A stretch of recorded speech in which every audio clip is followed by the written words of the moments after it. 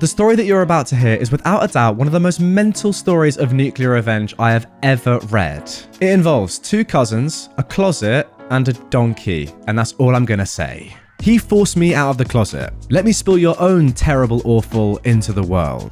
I'll be honest, this story is not mine, but about my two cousins, Alex and Steve. My mother is originally from a small town in the coastal region of my country. She left when she married my dad, but her two sisters stayed in the town. Alex is one of the sons of my youngest aunts, and Steve is the son of my oldest. When they grew up, both moved to a big city in the region for college, but took way different paths. Alex went into an art-focused career, and after 2 semesters, came out as gay, while Steve went STEM and bathed himself in the machismo, homophobic culture of the region. You can guess they were not exactly close, and as far as gossip goes, they pretty much hated each other. As far as Alex's sexuality went, it was a well-known secret among the cousins and his brothers, teens and young adults, people with social media basically. But it was never acknowledged in front of my grandma, the other adults, or even his own parents. That was the context. Now let's get to the drama that unleashed on December 2017 at our family's Christmas party. That, as always, took place in my grandma's old townhouse. By midnight, Steve was drunk and looking for a fight, and he thought that Alex would be the perfect prey.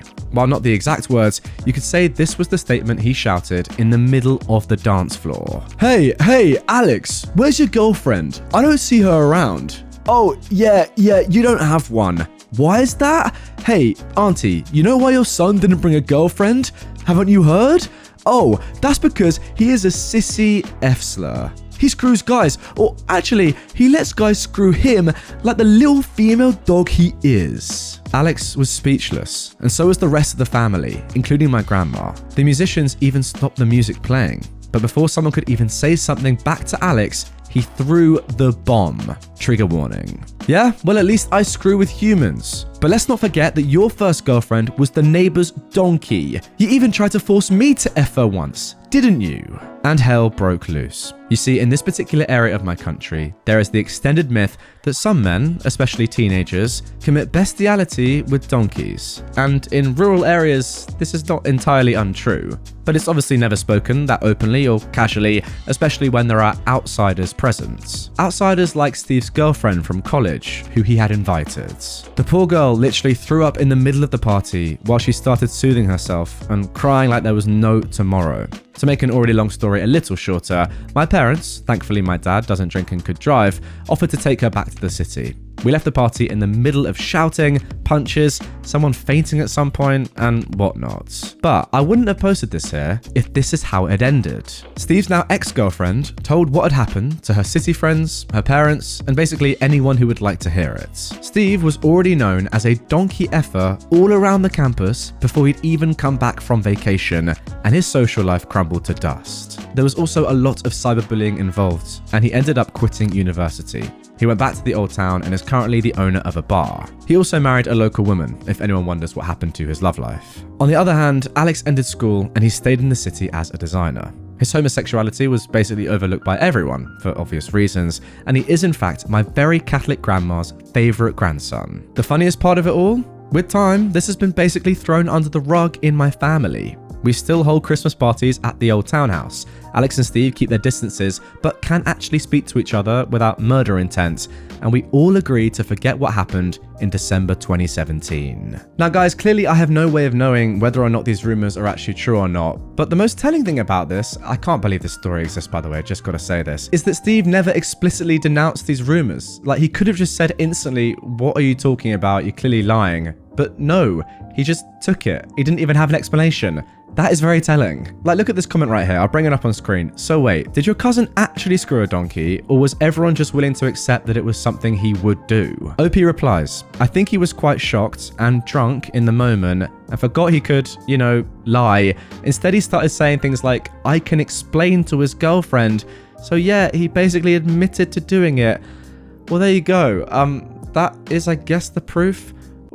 Oh, what have I just read? Alright, next story. Now, I kind of hope this one is a little less illegal than the first. but in many ways I don't actually. That was incredible. Scum of a man hires my unit to do a job after he refused to pay us, so I help to ruin him. A few things. First of all, I am a security officer with a private investigator certification, which allows me to take PI, private investigator cases, as long as it doesn't interfere with local police investigations, and any crimes that I witness must be reported to the police ASAP so they can make an arrest. PI cases come from a few sources. We're sometimes contracted by local police to do what's referred to as spotter work, where we are brought on active wide area investigations to do recon work and look but not interact with anything that might be involved with the case. Basically, we're just an extra pair of eyes. Or the local police will mix us in a surveillance operation, and we would follow low-profile individuals and report their day-to-day activities. These are completely confidential.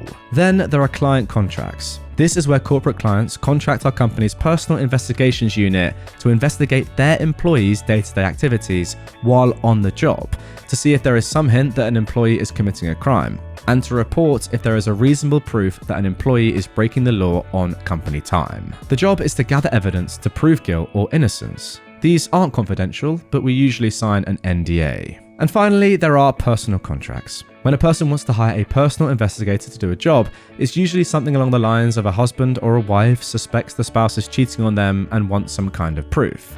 Or someone is looking for a relative or lost family and is trying to reconnect with them. There is no disclosure agreement, and it's up to the client to draw up a disclosure agreement. Now, most don't, but we keep quiet as professional courtesy. Okay, now that the job description is done, let me tell you what happened. About 3 years ago, I'd been hired to do a personal contract. The client, a rich, sleazy snob, was apparently stupidly rich. He hired my unit. When I say my unit, I mean the unit I work with, a 5-man team. He believed his wife was cheating on him with other people, and he wanted proof of this so he could start his divorce process with solid evidence. He contracted us in a 6-month contract and was to pay the company XXX dollars upon completion. So we set up surveillance cameras all over his large house and in the woman's car with the client's permission. We had at least one of the team tailing her at all times. Good times. Day in and out, we watch their lives. And in this line of work, you either get detached or emotionally invested, like watching a soap opera. As we watched them, we quickly realized that this lady was a frickin' saint. She volunteered at a soup kitchen and a children's hospital. She helped with local churches' canned food drives. Those sort of things. She was the perfect definition of what a good human should be. But on the other hand, the husband was a total idiot.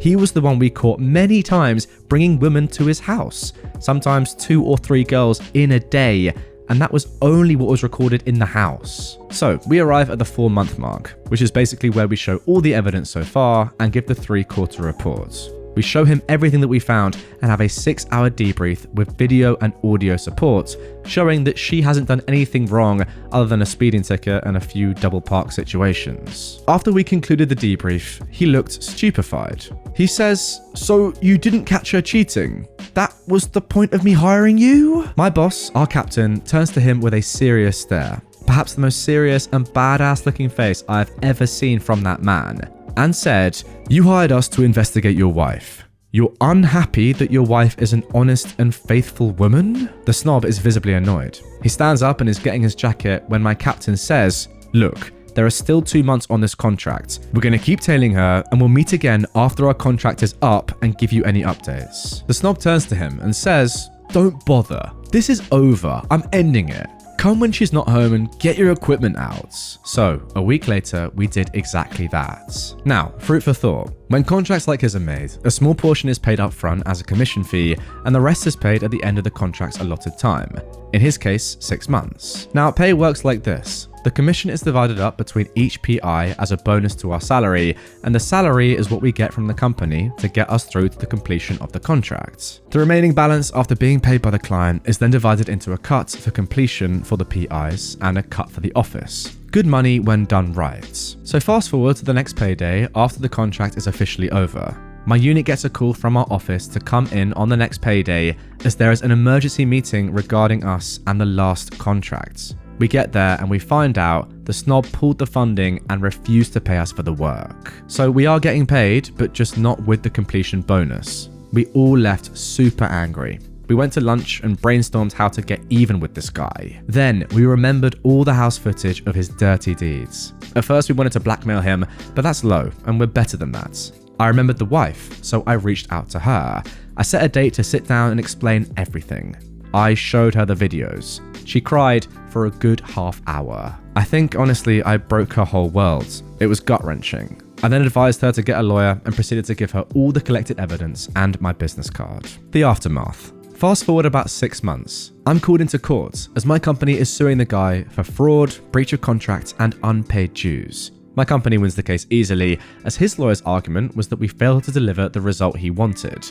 But we weren't hired to deliver a product, we were hired to observe and report. We got paid in the end. I was contacted by the wife, who thanked me for all the evidence. She got a divorce. Because of all the evidence I gave her, she got almost everything from him. His huge house, both cars, and a huge cash sum. Moral of the story, don't try to screw over people who specialize in gathering evidence and reconnaissance. I mean, fair enough, good moral and all, but you would have thought that a normal, logical person, not even, just someone that's not completely stupid, would have thought that before going into this entire debacle. No, like, you know that cameras are being set up in your own house, yet you're still bringing women back and being unfaithful to your wife, the one person that you're trying to catch out for, I don't know, an unknown reason, probably so that you can then, in your own head, enable yourself to keep cheating on her, knowing that she's doing the same. I don't know. Very logical, very interesting story. Good stuff from the PIs, but yeah, what a stupid man for so many reasons. Next up, tell others I hit my dog, see what's coming for you.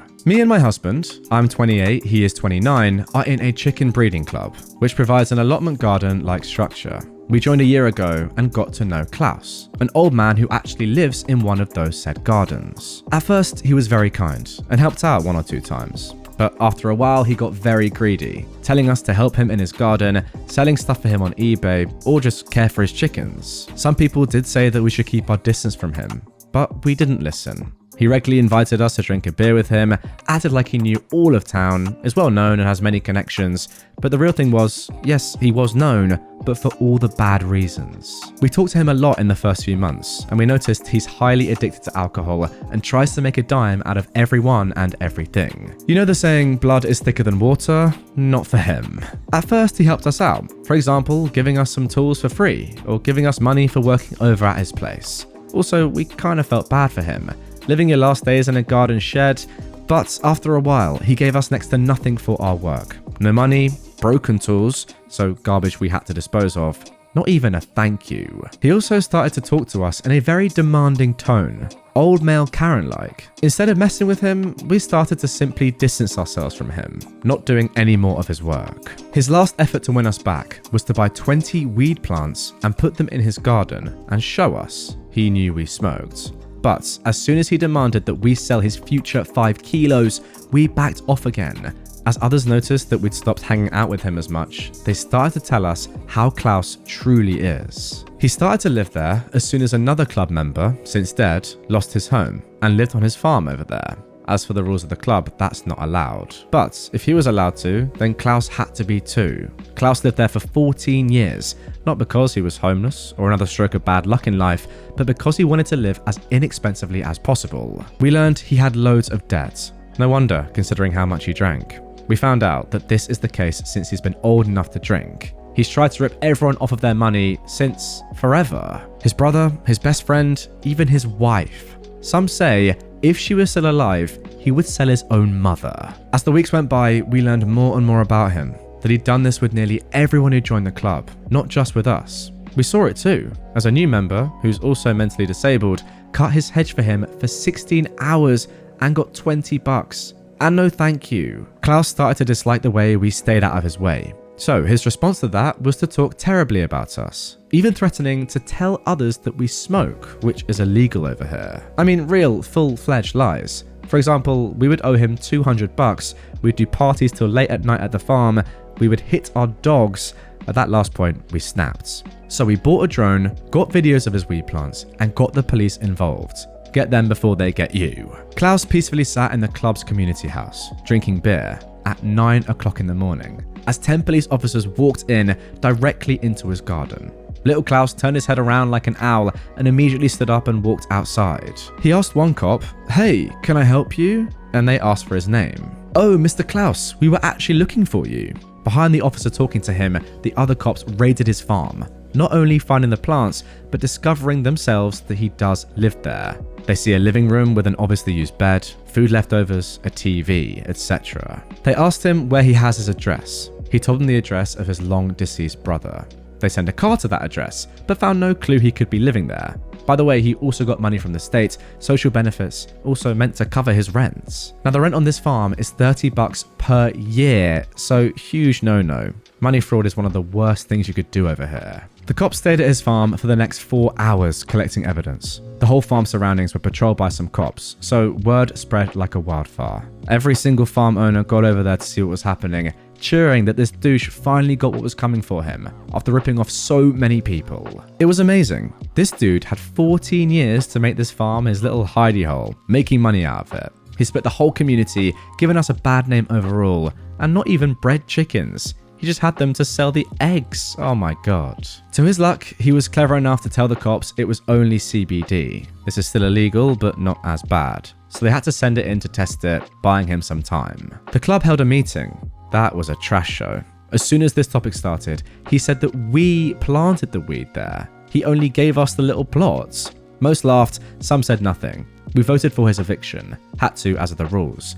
He got 15 against him, and just 3 voted for him to stay. So, our revenge is not over yet. I'll keep you updated. Now, at the time of recording, OP says that Klaus has just 4 weeks left before his court date, so I assume that if an update is going to come, it will be at the result of that. I can't think what might happen to him. Hopefully he does get enough time, because surely they're going to test and they're going to know that the weed wasn't just CBD. They're going to know it's just, full on marijuana. And surely he's going to be sent down for a long time. You would hope so. You would think so anyway. But I don't know. Maybe he's done something silly or clever in the meantime.